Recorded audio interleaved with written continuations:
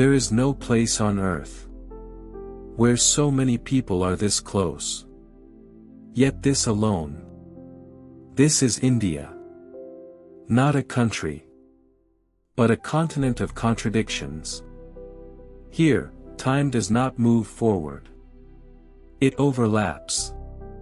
On the same street. Thousands of years walk side by side. Gods and technology. Wealth and hunger. Silence and chaos. All breathing the same air. India is one of humanity's oldest stages. The Indus Valley. Thousands of years ago. Planned cities. Advanced drainage systems. Stone houses. When much of the world was still learning how to survive. Civilization already existed here. These lands did not only create empires. They created beliefs. Hinduism. Buddhism. Jainism. Sikhism. Here, humanity asked its first deep question. Who am I? Gods of everyday life. In India, gods live in the sky. And on the streets. On walls. Under trees. On buses. Cows are sacred. Birth is sacred. Death is sacred. But poverty lives inside this sacredness. Here, people learn to pray. And to starve. At the same time. Because in India, faith is not an escape. It is survival.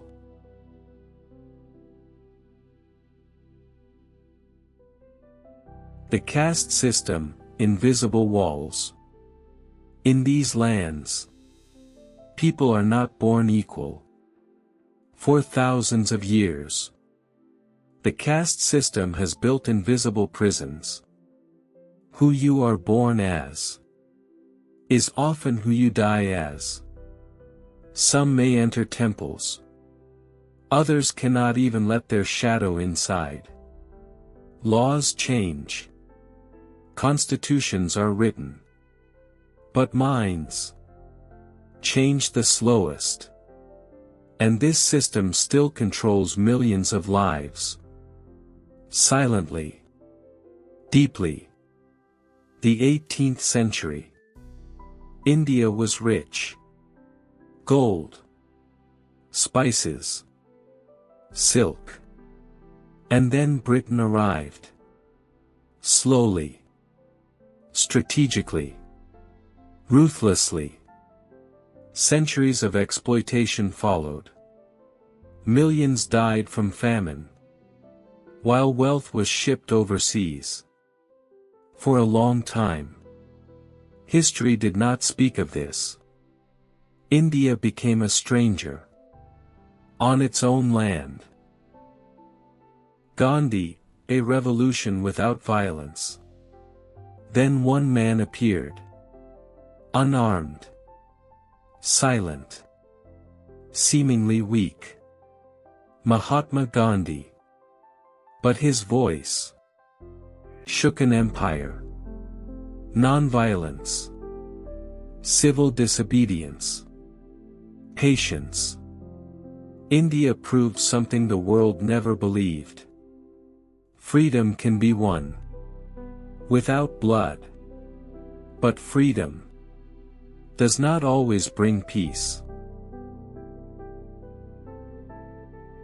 1947. India became free. And on the same day, it was divided. India. Pakistan. Millions displaced. Neighbors turned into enemies. Trains filled with bodies. One of the largest migrations in human history. And one of the bloodiest. Today, India is a land of extremes. It sends rockets into space. While millions still live without toilets. Global tech giants. Next to child labor. Bollywood. Slums. Smart cities. Shantytowns. Everything exists. At the same time. Because India does not tell one story. It screams thousands. To understand India, do not look at palaces. Look at the streets. Vendors. Children. Smoke. Noise. But also smiles. Solidarity. Survival intelligence. Here, people know how to share. Even when they own nothing. Death and the Ganges. The Ganges River. Sacred. Polluted. Life-giving. Death-carrying. People bathe here. Burn here. Say goodbye here. What frightens the West feels natural here. Because death in India is not an end. It is a passage. What is India? India cannot be explained in one sentence. It is not a country. It is a feeling. A chaos. A contradiction. India teaches one simple truth. Life does not need to be orderly to be meaningful. And perhaps that is why India is one of the hardest, yet most real places on earth.